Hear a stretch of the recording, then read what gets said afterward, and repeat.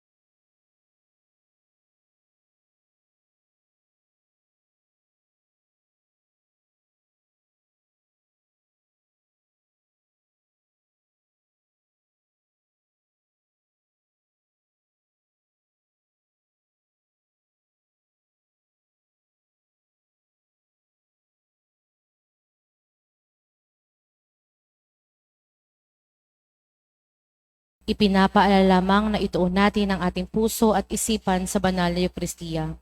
Sa mga nasa loob ng simbahan, hinihiling po na i-off ang inyong mga cellphones. Ipinapaalala din sa lahat na ingatan at bantayan ang inyong mga personal na gamit. Huwag pong mag-iwan ng mga basura at panatilihin natin ang kalinisan sa loob ng simbahan.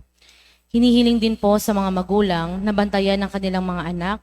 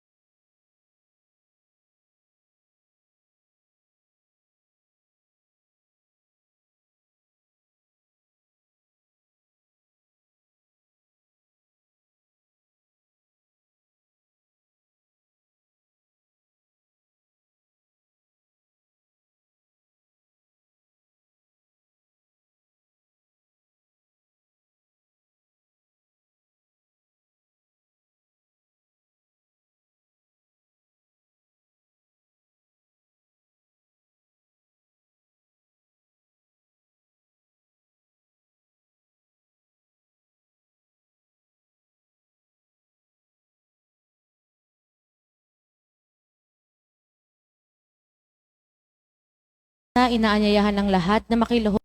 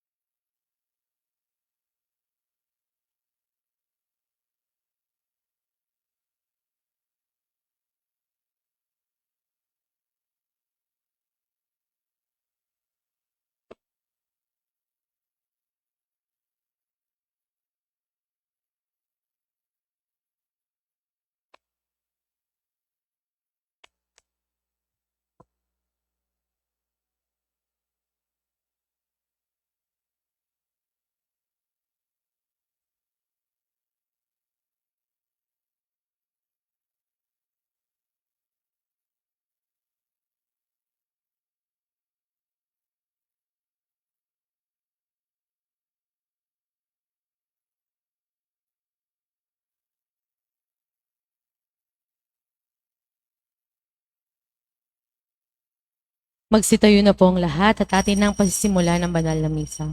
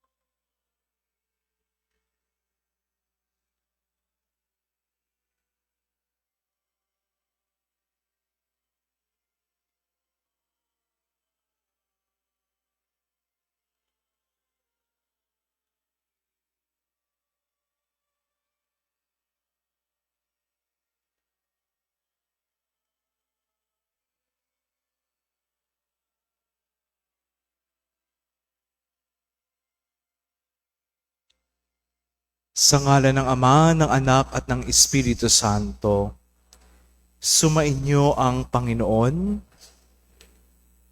Sa misang ito ngayong panahon ng Kwaresma, dumulog tayo sa ating mahabaging Ama upang maging matibay natin siyang tanggulan sa harap ng bawat tukso at pangamba. Patuloy nawa niya tayong ingatan at patnubayan upang makapamuhay tayong banal at naaayon sa kanyang kalooban. Aminin natin ang ating mga kasalanan, humingi tayo ng tawad sa ating mahabaging Diyos. Inaamin ko sa makapangyarihang Diyos at sa inyong mga kapatid na lubha akong nagkasala sa isip, sa salita at sa gawa at sa aking pagkukulang.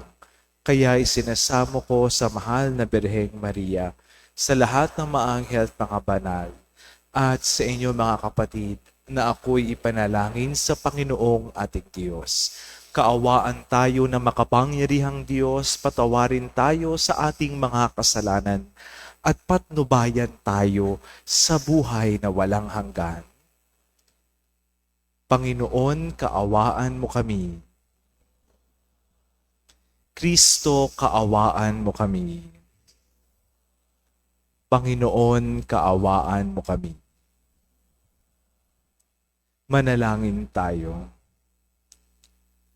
Ama naming makapangyarihan, sa taon-taong pagdiriwang ng paghahandang 40 araw para sa Pasko ng Pagkabuhay, kami nawa ay lalong umunlad sa pagtuklas sa hiwaga ng tagumpay ni Kristo upang masundan namin siya sa pamumuhay na marangal bilang aming tagapamagitan kasama ng Espiritu Santo magpa sa walang hanggan.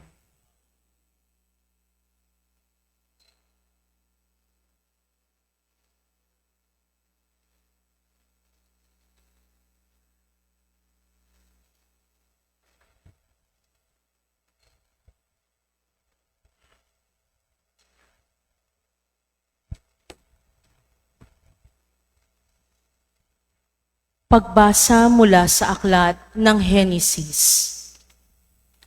Nilikha ng Diyos ang tao mula sa alabok, hiningahan sa ilong at nagkaroon ng buhay. Naglagay ang Panginoon ng isang halamanan sa Eden, sa dakong silangan, at doon dinala ang taong kanyang nilalang. Pinasibol niya roon ang lahat ng uri ng kahoy na nakalulugod sa paningin at masasarap ang bunga. Sa gitna ng halamanan, naroroon ang punong nagbibigay buhay at ang punong nagbibigay ng kaalaman tungkol sa mabuti at masama. Ang ahas ang pinakatuso sa lahat ng hayop na nilikha ng Panginoon. Minsay tinanong nito ang babae, "Totoo bang sinabi ng Diyos na huwag kang kakain ng anumang bungang kahoy sa halamanan?" Tumugon ang babae, "Hindi naman. Ipinakakain sa amin ang anumang bunga sa halamanan. Huwag lamang ang bunga ng puno na nasa gitna niyon. Pag kami raw ay kumain ng bunga nito o humipo man lamang sa punong iyon, mamamatay kami." "Hindi totoo yan. Hindi kayo mamamatay," wika ng ahas. Gayon ang sabi ng Diyos, sapagkat alam niyang kung kakain kayo ng bungang niyon, magkakaroon kayo ng pagkaunawa. Kayo'y magiging parang Diyos. Malalaman ninyo ang mabuti at masama. Napakaganda sa paningin ng babae ang punong kahoy, at sa palagay niya'y masarap ang bunga nito. Nabuo sa isipan niya na mabuti ang maging marunong, kaya't pumitas siya ng bunga at kumain. Kumuha rin siya para sa kanyang asawa at kumain din ito. Nagkaroon nga sila ng pagkaunawa matapos kumain. Noon nilang nalamang sila'y hubad, kaya kumuha sila ng mga dahon ng igos, pinagtagni-tagni at ginawang panakip sa katawan. Ang salita ng Diyos. Poon iyong kaawaan, kaming sayo'y nagsisuway. Poon iyong kaawaan, kami sa iyo'y nagsisuway. Ako'y kaawaan, o mahal kong Diyos, sang-ayon sa inyong kagandahang loob. Mga kasalanan ko'y iyong pawiin, ayon din sa iyong pag-ibig sa akin. Linisin mo sana ang aking karumhan, at ipatawad mo yaring kasalanan. Poon iyong kaawaan, kami sa iyo'y nagsisuway. Ang pagsalansang ko ay kinikilala, laging nasa isip ko at alaala. Sa iyo lang ako nagkasalang tunay, at ang nagawa ko'y di mo nagustuhan. Poon iyong kaawaan, kami sa iyo'y nagsisuway. Isang pusong tapat sa aking likhain, bigyan mo, O Diyos, ng bagong damdamin. Sa iyong harapay, huwag akong alisin. Ang Espiritu mo ang papaghariin. Poon iyong kaawaan, kami sa iyo'y nagsisuway.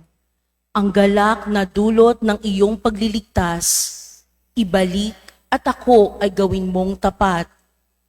Turuan mo akong makapagsalita at pupurihin ka sa gitna ng madla. Poon iyong kaawaan, kami sa iyo'y nagsisuway.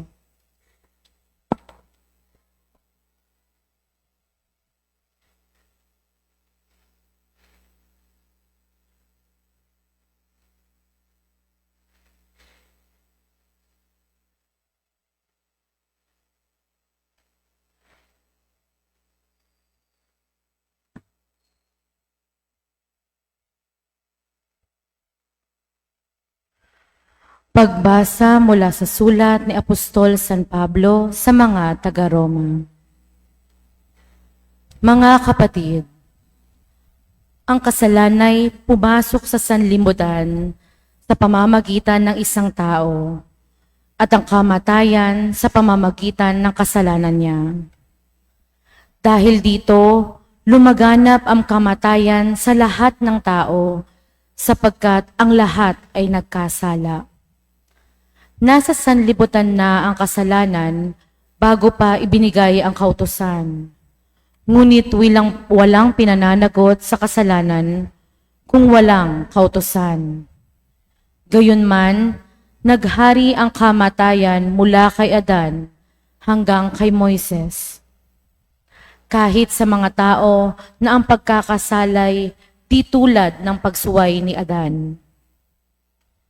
Si Adan ay anino ng isang darating, ngunit magkaiba ang dalawang ito, sapagkat ang kagandahang loob ng Diyos ay higit na di hamak kaysa pagsuway ni Adan.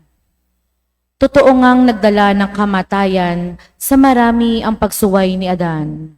Ngunit malaki ang kahigtan ng kagandahang loob ng Diyos at ng kaloob na dumarating na napakarami sa pamamagitan ng isang tao, si Hesukristo. Ang kaloob ay di hamak kaysa ibinunga ng pagsuway ni Adan. Nagdala ng hatol na kaparusahan ang kanyang pagsuway. Ngunit ang kaloob na dumating sa kabila ng maraming pagsuway ay nagdulot ng kapatawaran sa pamamagitan ng isang tao. Si Adan, naghari ang kamatayan dahil sa kanyang kasalanan. Ngunit sa pamamagitan din ng isang tao, si Hesukristo, higit ang kinamtan na mga kinahabagan ng sagana at pinawalang sala sila'y maghahari sa buhay. Ang laki ng kinahigtan ng pagpapalang ito kaysa kasiwiang iyon. Kaya't kung paanong nagbunga ang kaparusahan sa lahat ang kasalanan ng isang tao, ang pagkamatuwid naman ng isang tao ay nagdudulot ng kapatawaran sa buhay sa lahat. Sapagkat sa pagsuway ng isang tao ay marami ang naging makasalanan. Gayon din naman, marami ang pawawalang sala sa pagsunod ng isang tao. Ang salita ng Diyos.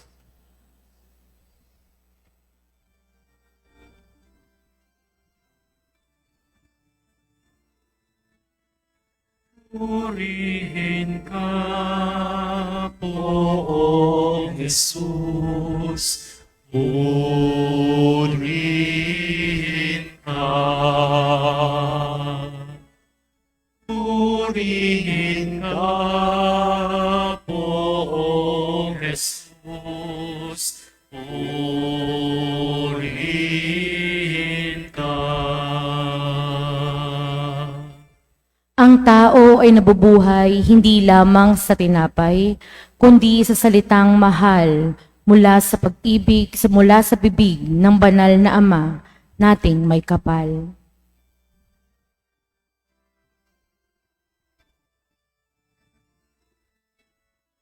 Purihin ka, Poong Jesus.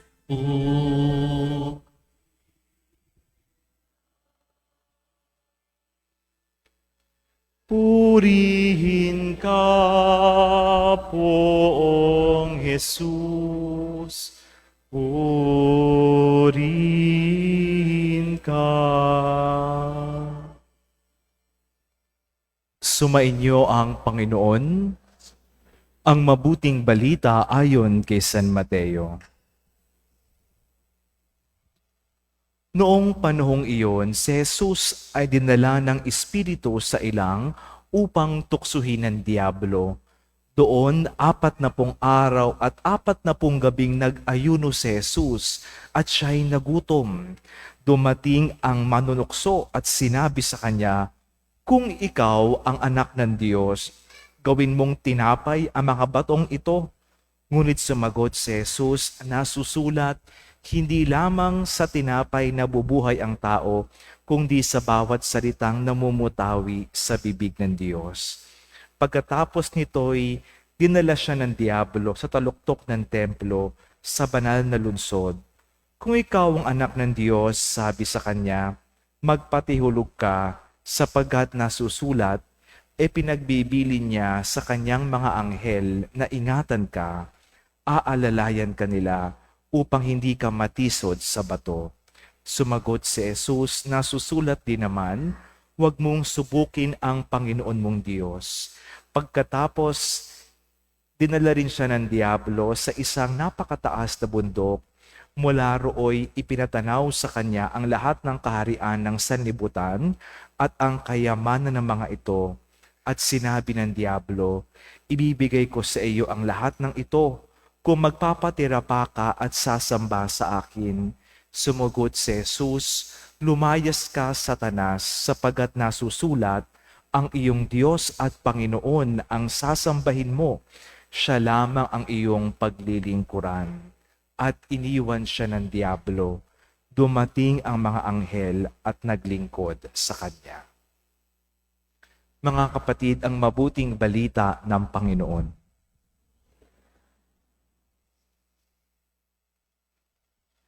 Isang magandang umaga po sa inyong lahat.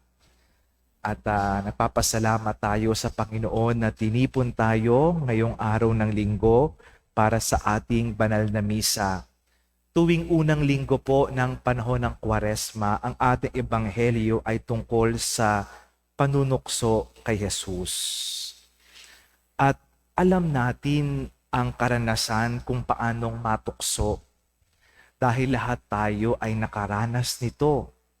Lahat tayo ay nagkasala. Sabi nga sa kanta na naririnig ko dati sa radyo, kay rami ng winasak na tahanan, kay rami ng pusong sinugatan, o tukso, layuan mo ako. Ito siguro ang theme song natin ngayong panahon ng Kwaresma. Narinig natin noong sa unang pagbasa ang panunukso kina Adan at Eva at sila ay bumigay sa panunukso. Sa Ebanghelyo, tinukso si Jesus hindi lang isang beses kundi 3 beses. Pero hindi siya bumigay sa imbitasyon ng tukso. Kaya pag nilayan natin, ano ang sikreto ni Jesus? Ano ang pwede nating matutunan sa Kanya upang mapagtagumpayan ang pang-aakit ng tukso? 3 puntos para sa ating pagninilay. Unang P ay pagtanggi. Jesus rejected the offer of temptation. Kapag nanunukso ang demonyo, tandaan natin, hindi nakakatakot ang itsura ng demonyo na merong sungay, merong buntot, pangit, nakakatakot ang mukha.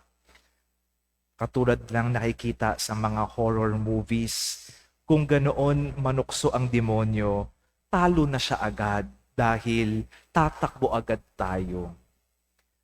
Kapag nanunukso ang demonyo, parating maganda, kahali-halina, at talagang ikaw ay mapapaisip at alam ng demonyo ang ating kahinaan. Doon tayo titirahin ng kalaban upang tayo ay bumigay sa kanyang imbitasyon. Kaya ano ang dapat nating gawin tulad ng ginawa ni Jesus? Sa unang pagkakataon pa lang, tanggihan na natin ang imbitasyon ng tukso. Let us not entertain the offer of temptation.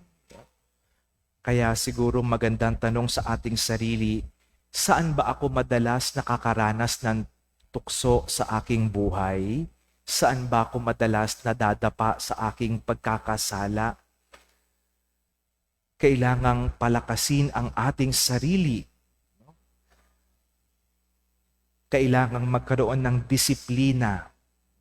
Sabi nga ng mga obispo, ngayong panahon ng Kwaresma, magkaroon tayo ng digital media fasting. Lagyan ng disiplina ang paggamit ng cellphone, paggamit ng social media, ng Facebook, ng TikTok, ng Instagram, dahil minsan nauubos ang oras natin at hindi nabibigyang panahon yung mga mas mahalagang bagay. O kaya minsan kahit sa hapagkainan, nagtitipon ang kaibigan, ang pamilya, pero may kanya-kanyang cellphone na hawak. Nawawala yung human interaction. Kaya nawa ay ngayong panahon ng Kwaresma, paratagin natin ang ating sarili, tanggihan ang imbitasyon ng tukso, umiwas sa mga pagkakataon na makapagdadala sa atin sa kasalanan. At paano natin gagawin iyon? Hindi lamang gamit ang ating sariling lakas. Ano ang magiging tulong natin? Itong aking pangalawang punto, panalangin. Prayer. Sabi sa Ebanghelyo, si Jesus ay pumunta sa ilang na lugar ng 40 araw. Pumunta siya doon hindi para mamasyal lamang, kundi siya ay nanalangin, naglaan ng panahon para sa Diyos. Kaya napatibay niya ang kanyang ugnayan sa Diyos, ang kanyang disiplina sa sarili, at hindi agad bumigay sa imbitasyon ng tukso. At ito rin ang imbitasyon sa atin ngayong panahon ng Kwaresma. Maglaan tayo ng panahon para sa Diyos na manalangin, magsimba tuwing linggo, mangumpisal, at kahit ilang sandali lang sa ating sa isang araw, no, ay kausapin ng Diyos. Nawa, no, itong panahon ng panalangin ay maging daan para mapatibay ang ating sarili at maging gabay natin ang Espiritu Santo. Katulad ng nangyari kay Jesus, noong siya ay nanalangin, ginabayan siya ng banal na Espiritu upang hindi agad bumigay sa imbitasyon ng tukso. At panghuling P ay ang paggabay din ng salita ng Diyos. Sa bawat tukso ng demonyo kay Jesus, ang sagot niya parati ay ang salita ng Diyos. Sabi niya sa unang tukso, 40 araw kang nag-ayuno, gutom na gutom ka na.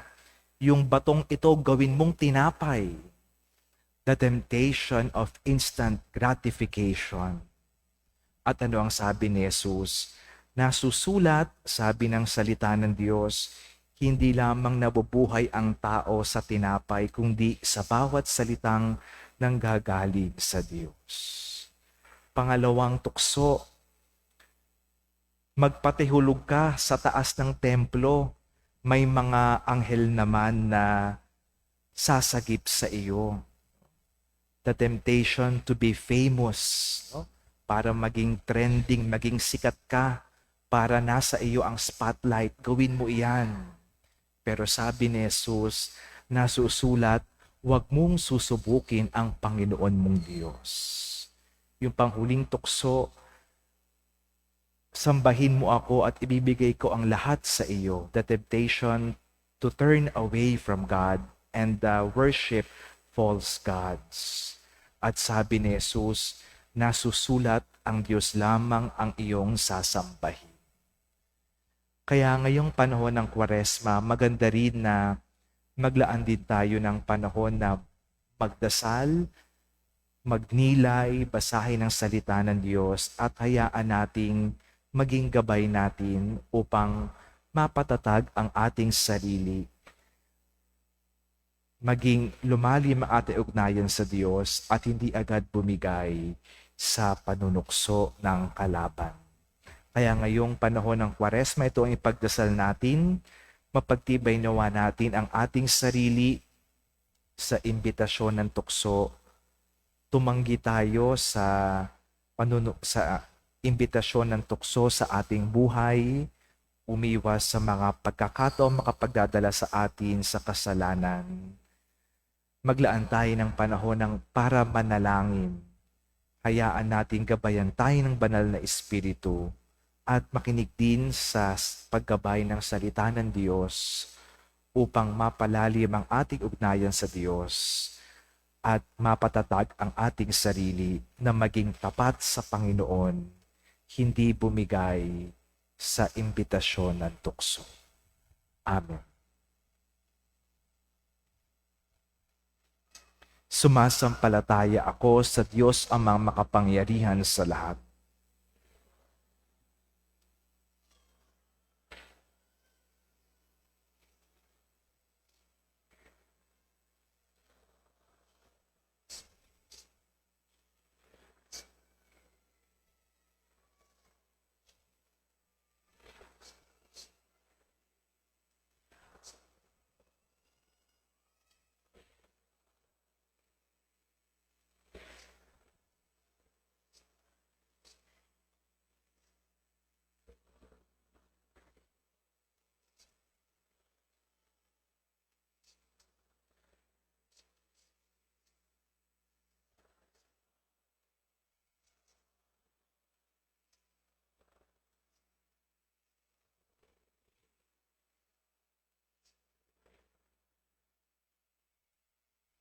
Mga kapatid, pinaaalala sa atin na hindi tayo nabubuhay sa tinapay lamang.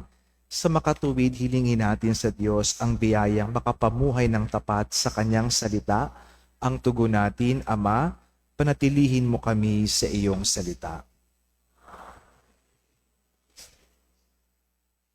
Gawin mong tapat na tagapagpahayag ng iyong salita, kaming iyong simbahan.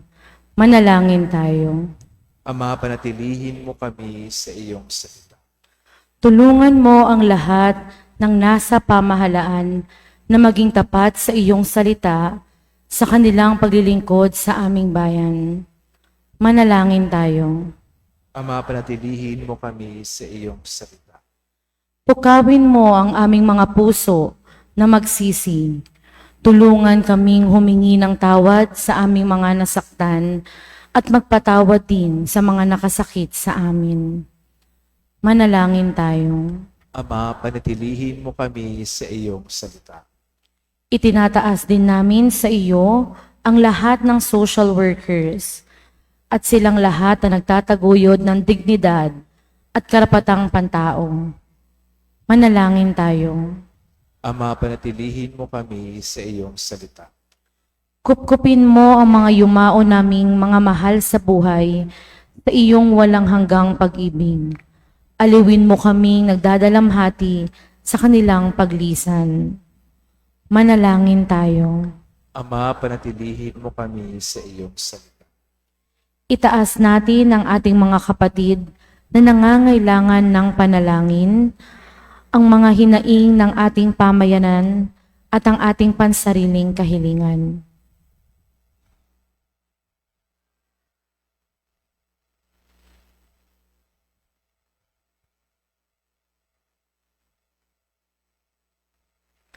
Manalangin tayo.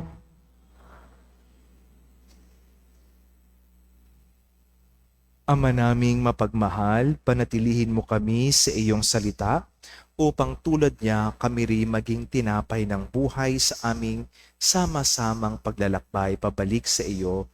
Hinihiling namin ito sa pamamagitan ni Jesucristong anak mo at aming Panginoon.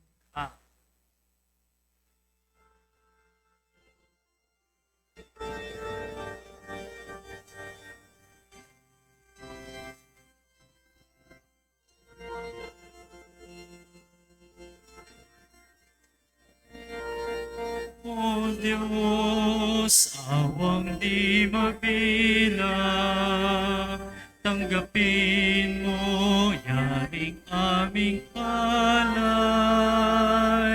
Gawin ito bilang tanda ng aming kaligtasan. Narito, O Ama, alak at tinapay, bunga ng lupa at ng aming paggawa.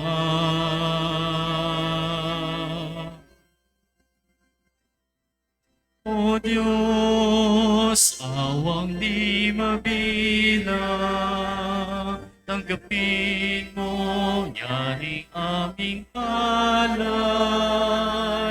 Gawing alaala ng pagkamatay, muli pagkabuhay ni Jesucristo.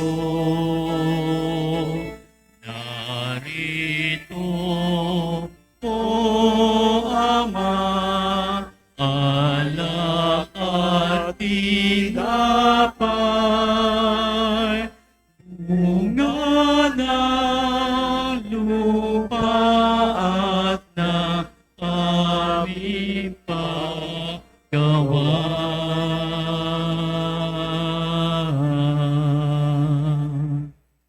Manalangin kayo upang ating paghahain ay kalugdan ng Diyos amang makapangyarihan.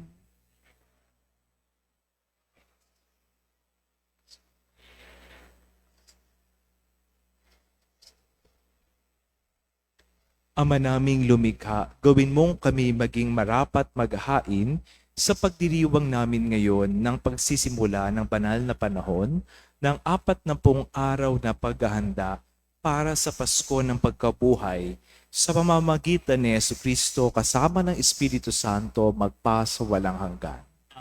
Sumainyo ang Panginoon, itaas sa Diyos ang inyong puso at diwa. Pasalamatan natin ang Panginoong ating Diyos. Ama naming makapangyarihan, tunay ngang marapat na ikaw ay aming pasalamatan sa pamamagitan ni Jesucristo ang aming Panginoon. Ang kanyang 40 araw ng pagtitiis ng kagutuman ay nabibigay kahulugan sa panahong ito ng pagpapakasakit para sa kapwa-tao.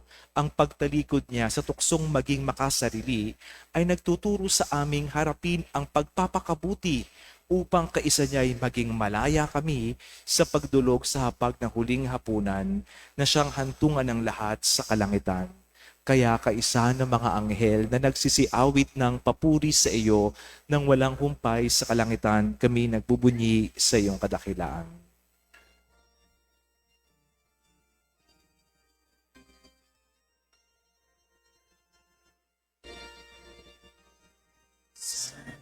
Santo, Santo, Panginoon ng mga hukbo, napuno ang langit at lupa, ng kadakilaan mo.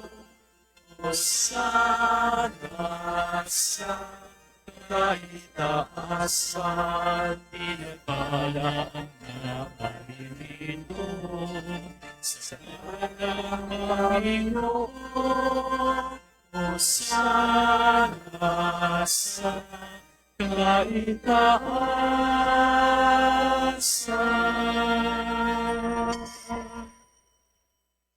Ama naming banal, ikaw ang bukal ng tanang kabanalan, kaya't sa pamamagitan ng iyong Espiritu, gawin mong banal ang mga kaloob na ito upang para sa amin maging katawan at dugo ng aming Panginoong Jesucristo.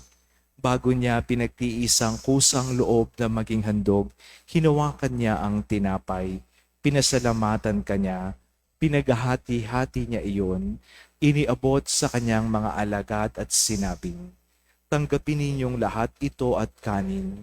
Ito ang aking katawan na ihahandog para sa inyo.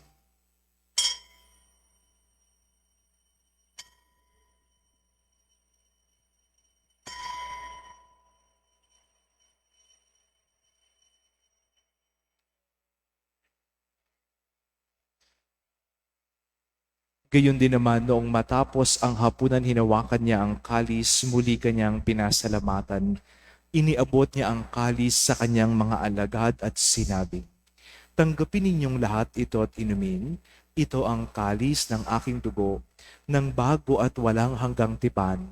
Ang aking dugo na ibubuhos para sa inyo at para sa lahat, sa ikapagpapatawad ng mga kasalanan.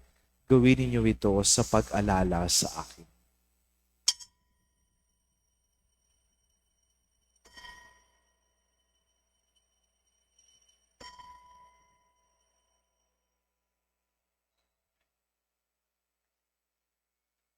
Ipagbunyi natin ang misteryo ng pananampalataya.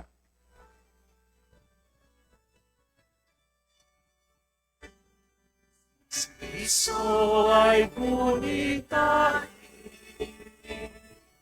sa hili ay hininahin, bilang pagkain nituhin, inaksa sa luha natin, makasa siya'y muli, hanggang sa siya'y muli. Ama, ginagawa namin ngayon ang pag-alala sa pagkamatay at muling pagkabuhay ng iyong anak. Kaya't iniaalay namin sa iyo ang tinapay na nabibigay buhay at ang kalis na nagkakaloob ng kaligtasan. Kami nagpapasalamat dahil kami iyo minarapat na tumayo sa harap mo para maglingkod sa iyo.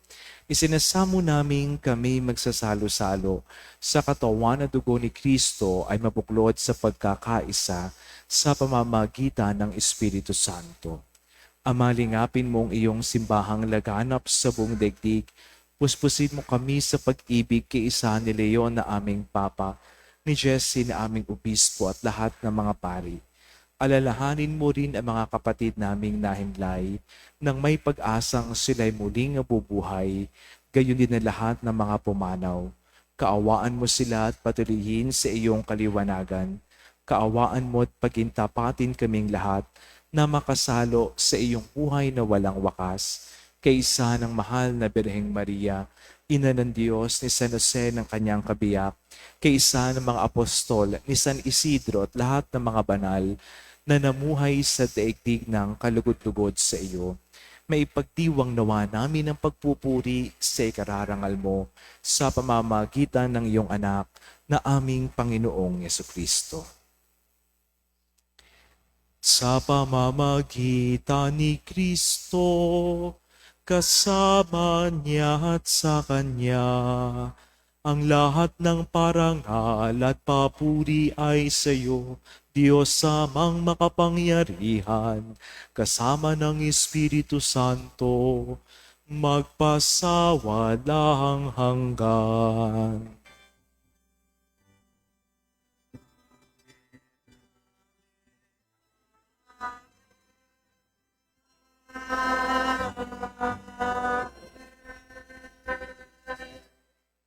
Bilang mga anak ng Diyos, ipahayag natin ang lakas loob.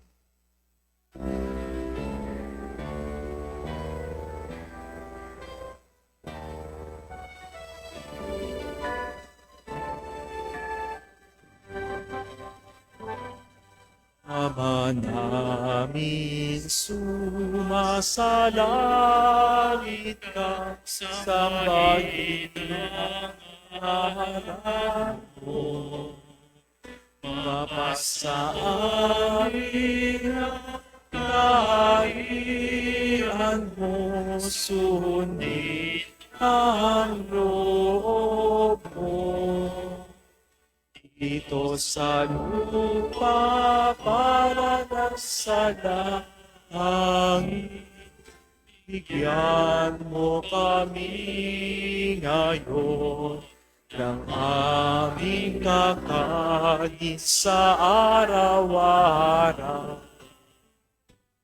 Patawarin mo ang aming mga sala, para nakakatawad namin sa nakasala.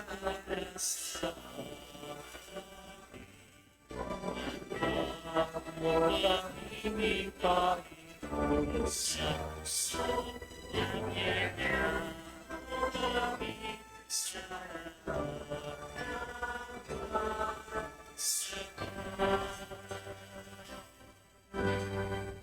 Hinihiling namin kami iyatiya sa lahat ng masama pagkalooban ng kapayapaan araw-araw, iligtas sa kasalanan at ilayo sa lahat ng kapahamakan, samantalang aming pinananabikan ang dakilang arong papahayag ng tagapagligtas naming si Jesucristo.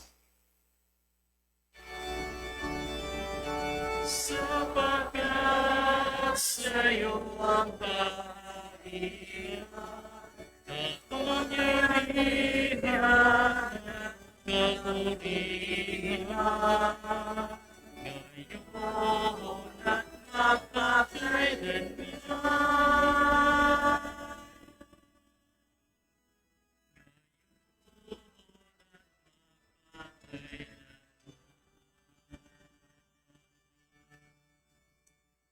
Panginoong Yesukristo, sinabi mo sa iyong mga apostol, kapayapaan ang iniiwan ko sa inyo, ang aking kapayapaan ang binibigay ko sa inyo. Tunghayan mo ang aming pananampalataya, huwag ang aming pagkakasala. Pagkalooban mo kami ng kapayapa at pagkakaisa ayon sa iyong kalooban, kasama ng Espiritu Santo magpa sa walang hanggan. Ang kapayapaan ng Panginoon ay laging sumainyo. Magbigayan kayo ng kapayapaan sa isa't isa. Peace be with you.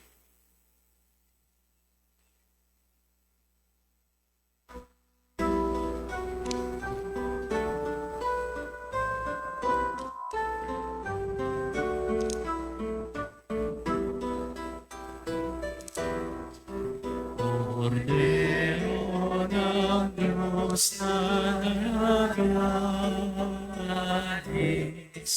ng mga kasalanan sa libutan, maawa ka sa amin.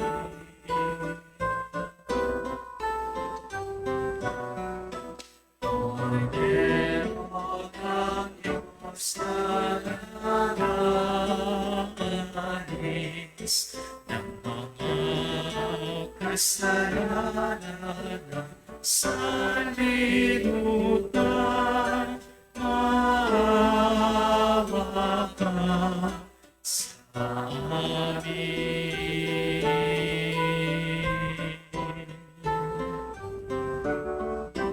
Cordero ng Diyos na nag-aalis ng mga kasalanan sa libutan, ipagkaloob mo sa amin.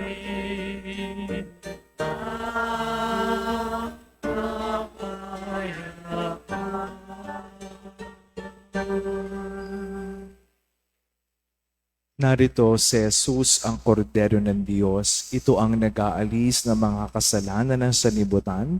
Mapalad ang mga inaanyayahan sa kanyang piging.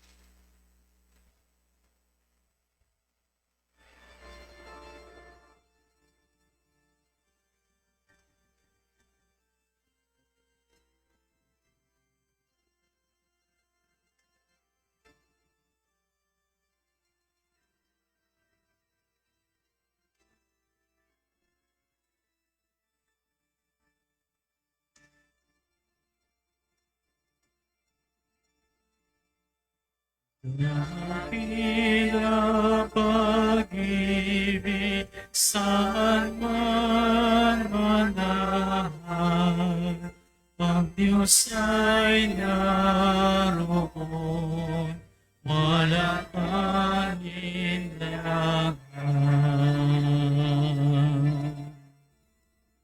Tinipon tayo sa pagmamahal ng ating poong si Jesus.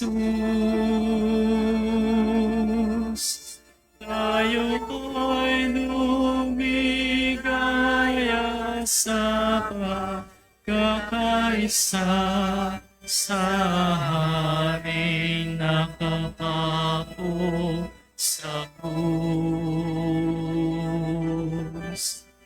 Dakilang pag-ibig saan man manahan, ang Diyos ay naroon, walang alinlangan.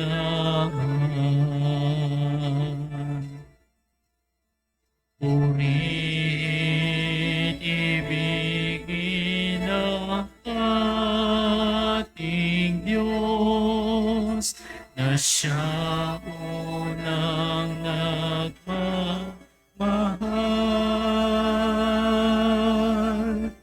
Kaya't buong pag-ibig mahalin ang bawat kapatid at kapwa. Dakilang pag-ibig saan man manahan, ang Diyos ay naroon, walang alinlangan.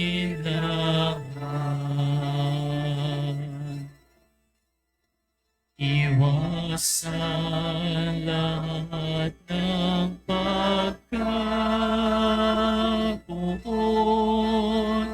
pag-aalin lahat yamon.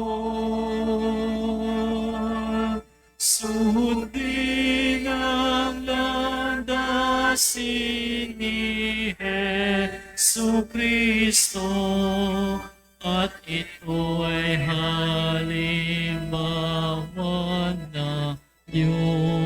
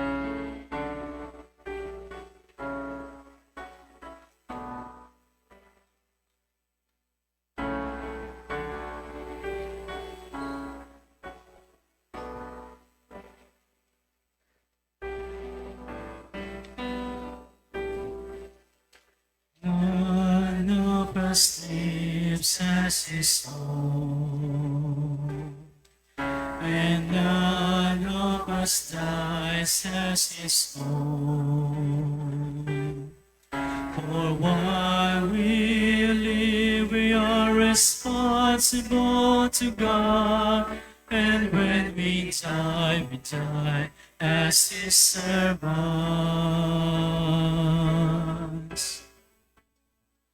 For both in life and death we belong to God. That is why Christ has died for us and come again. We shall all appear before the judgment seat of God, where it is written, every knee shall bend before me, and every tongue shall give praise to God. Manalangin tayo. Ama naming mapagmahal, kaming pinapakinabang mo sa pagkaing iyong bigay ay tumanggap ng pampalakas ng pananampalataya, pampatibay ng pag-asa at pampaalab ng pag-ibig. Matutuhan nawa naming damahin ang gutom at pananabik sa tunay na pagkaing nagbibigay buhay upang kami makapamuhay sa bawat salita na namumutawi sa iyong bibig sa pamamagitan ni Jesucristo kasama ng Espiritu Santo magpasa walang hanggan. Magsiupo po ang lahat. Since today is Opus Sancti Petri, Pontifical Work of Saint Peter the Apostle, Sunday, we will now have a second collection to support the formation of seminarians, novices, clergy, and religious all over the world. Any donation you give and share is much appreciated. Mga paalala. During the season of Lent, we encourage everyone to join their community in the Stations of the Cross every Friday. The 2026 Parish Lenten Pilgrimage to the old churches in Bulacan will be on March 30, 2026, Holy Monday.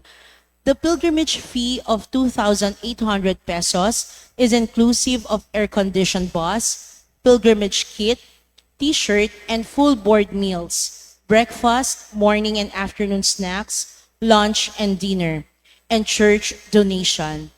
This is on a first-come, first-served basis. To those interested, kindly register at the parish office. Registration deadline is on March 2026. There will be a Kumpilang Bayan on May 9, 2026. Registration will be from February 18 to March 20, 2026. Please see the tarpaulin posted outside for more details. The Commission on the Family invites all residents of Almansa Uno to a free kasalan sa simbahan on May 12, 2026. Registration will be open from February 21 to March 21, 2026. Please check the tarpaulin posted outside for more details. Children ages 12 and below are invited to a children's mass on March 8 at 2 in the afternoon. The parish Lenten recollection will be held on March 14 at 7:30 in the evening. Our guest speaker is Father Albert Garong, SSP of the Society of St. Paul. Everyone is invited to join. The San Isidro Labrador ME Prayer Group, in cooperation with Hearts of Jesus and Mary Prayer Community, will conduct a Marriage Encounter Weekend Seminar, class number 13, from April 24 to 26 at the HJM House of Prayer in Tagaytay City. This seminar is free of charge and is exclusive for parishioners of San Isidro Labrador Parish. For more information, please see the tarpaulin posted outside. The Mary Immaculate Parish Special School is now accepting enrollees for school year 2026-2027 for preschool, children with special needs, and grades 1 to 12. For more information, please call the Registrar Office at 8805-0557 or visit the school. Father Angelico Lipani School is now accepting enrollees for school year 2026-2027. The school offers early childhood education, grades 1 to 6, and junior high school curriculum. For more information, kindly visit the school or please call the Registrar Office. Ating pasalamatan ng ating mass offerers ngayong araw mula sa Lazo Court, Medina. Magsitayo na po ang lahat.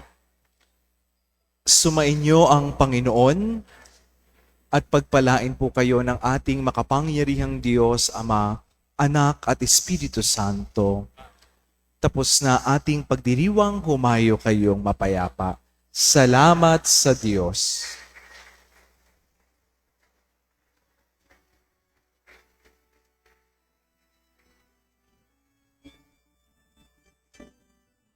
Sino man ang nabubuhay para sa sarili lamang, walang sino man ang namamatay para sa sarili lamang. Tayong lahat ay may pananagutan sa isa't isa. Tayong lahat ay tinipon ng Diyos na kapiling niya. Sa ating pagmamahalan at paglilingkod sa kanino man, tayo ay nagdadala ng balita ng kaligtasan.